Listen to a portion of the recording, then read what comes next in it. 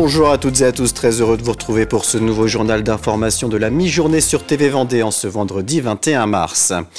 On l'a appris en fin de matinée, Marcel Albert, ancien maire des Herbiers entre 1995 et 2014, est décédé ce vendredi à l'âge de 87 ans. Il était également connu pour son entreprise de confection de vêtements créée en 1967 et qui avait notamment habillé les personnages télévisés de Bonne Nuit les Petits et le Manège Enchanté. Dans un communiqué, le ministre de l'Intérieur Bruno Retailleau salue la mémoire d'un homme humain respectueux de tous et d'un entrepreneur qui avait mis son audace et son esprit créatif au service de ses concitoyens. On poursuit avec les dernières informations concernant le meurtre de Christelle François, cette quinquagénaire dont le corps sans vie avait été retrouvé le 13 mars dernier par les gendarmes à son domicile à Esnay. Ce jeudi, son ancien compagnon Éric Poirier, âgé de 52 ans, a été mis en examen pour homicide volontaire par ex-concubin et placé en détention provisoire. Lors de sa garde à vue, il a reconnu une partie des faits en confirmant sa présence au domicile de la victime le jour du décès et l'avoir violentée. La saison touristique est officiellement lancée dans le Marais Poitevin. Pour marquer symboliquement ce lancement, les prestataires se sont réunis mercredi sur l'embarcadère de la Venise Verte au Mazo pour une mise à l'eau des barques. Propriétaires de gîtes et de chambres d'hôtes, guides à vélo ou encore organisateurs de séjours se préparent à accueillir les visiteurs. On en recense près d'1 million chaque année. Le parc naturel régional, également grand site de France, a la volonté de développer un tourisme responsable avec un accueil personnalisé.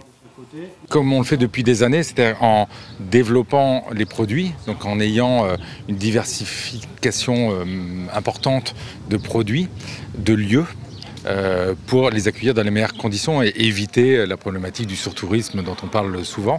Et donc là, le fait d'avoir un maillage d'acteurs dans l'ensemble du marais, qui est quand même un grand marais, puisque 110 000 hectares de zones humides, ça nous permet d'avoir une vingtaine d'embarcadères, donc pas un seul qui concentre tout, d'avoir donc une variété d'opérateurs et avec plus de 800 km de pistes cyclables, etc. On a vraiment les conditions idéales pour accueillir sans surcharge les touristes dans les conditions les meilleures. Et à l'occasion de ce lancement de saison, la marque Valeur Parc a été remise à Benjamin Melin, menuisier pour l'atelier de la Hutte. Il est le dernier artisan à fabriquer des barques traditionnelles en bois à fond plat. Et il est le 100e prestataire à recevoir cette Valeur Parc, une reconnaissance spécifique qui promeut et soutient les activités économiques, agricoles, artisanales et touristiques. Depuis ce jeudi et jusqu'à la fin de la semaine prochaine, les élus du conseil départemental se réunissent afin de voter le budget supplémentaire pour l'année 2025. Et comme lors de chaque session de ce type, l'ouverture est décentralisée dans l'un des cantons vendéens. Cette fois-ci, elle a eu lieu à la salle Le Casino à l'Île-Dieu. L'occasion de mettre en avant le territoire ilais, mais aussi d'évoquer les dossiers et les problématiques propres à ce territoire. Il y a des sujets d'actualité importants. On sait, sur les lieux, le logement des actifs est une difficulté, de nos jeunes en particulier, compte tenu du coût du foncier. Nous avons aussi la problématique de l'accueil de nos personnes âgées, parce que nos EHPAD coûtent cher et peuvent être en difficulté à certains moments.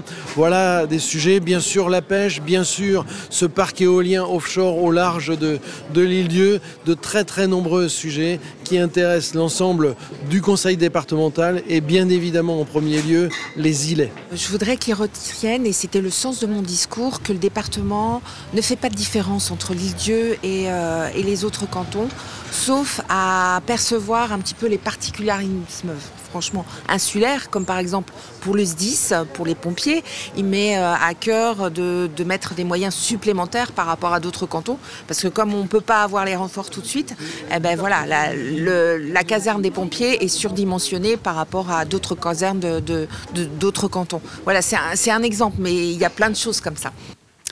Suite et fin de notre série de reportages consacrés au recyclage à l'occasion de la Journée mondiale du recyclage qui avait lieu ce mardi à la Grosbretière. La matériothèque permet d'éviter le gaspillage en donnant une seconde vie aux matériaux, un lieu prisé par les bricoleurs, artisans ou particuliers qui peuvent donc récupérer à moindre coût les matériaux récupérés et redistribués par cette structure ouverte en 2014 et gérée par l'association Le Fil d'Ariane. Reportage Grégoire de Châtillon. Pour faire simple, la matériothèque, c'est un peu comme une recyclerie, mais pour bricoleurs. En effet, ici, vous allez trouver des planches, du carrelage et même des éviers.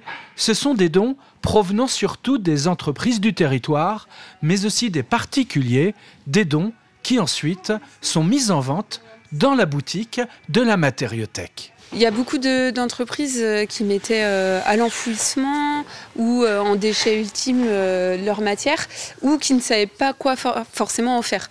Donc la Matériothèque permet vraiment aux entreprises du territoire de réduire leurs déchets, mais aussi de valoriser leur fin de produit, leur fin de stock ou même les mauvaises cotes ou les invendus. Donc le public peut venir déposer du matériel, voilà, des paquets de carrelage en trop, du parquet ou tout type d'objets. Donc ils peuvent venir faire des dons, mais aussi ils peuvent venir acheter. Donc la boutique elle est ouverte 3 jours par semaine, le mercredi, le vendredi et le samedi. Et donc ils peuvent acheter des matériaux pour faire tout type de bricolage, mais aussi de la mercerie ou de l'écocyclerie pour agrémenter la maison. Des fins de stock, des invendus en boutique, mais aussi un choix plus large est proposé pour la maison. Même si on garde le matériau, on essaye d'introduire un petit peu plus de choses comme l'écocyclerie, de l'ameublement, un petit peu d'objets de décoration, puisqu'on a l'expertise déjà depuis plusieurs années avec l'écocyclerie et donc ça fait partie des voies du développement de la Matériothèque. Donc ça vous fera 20 € s'il vous plaît. Payez par carte? S'il vous plaît. D'accord, il n'y a pas de souci. Dans le pays de Mortagne, la Matériothèque de la Gaubretière est devenue désormais un lieu incontournable pour venir chiner. Au Poiré-sur-Vie, le festival acoustique a débuté ce jeudi soir à la salle de Lidonnière avec un concert d'Arthur Teboul, le chanteur du groupe Feuta Chatterton, accompagné de Baptiste Trottignon. Jusqu'à dimanche, 12 000 spectateurs sont attendus pour assister au concert d'Electro Deluxe, Irma, Kezia Jones ou encore Olivia Ruiz. Chaque jour, 150 bénévoles sont mobilisés pour l'organisation et la bonne tenue de ce festival qui fête cette année ses 15 ans et qui propose une soirée supplémentaire par rapport à son format habituel. Vous pouvez retrouver l'interview de l'organisateur sur notre site internet tvvendée.fr. C'est la fin de cette édition. Merci de l'avoir suivi. Je vous donne rendez-vous à 18 h pour un nouveau point sur l'actualité vendéenne. Très bonne journée à tous.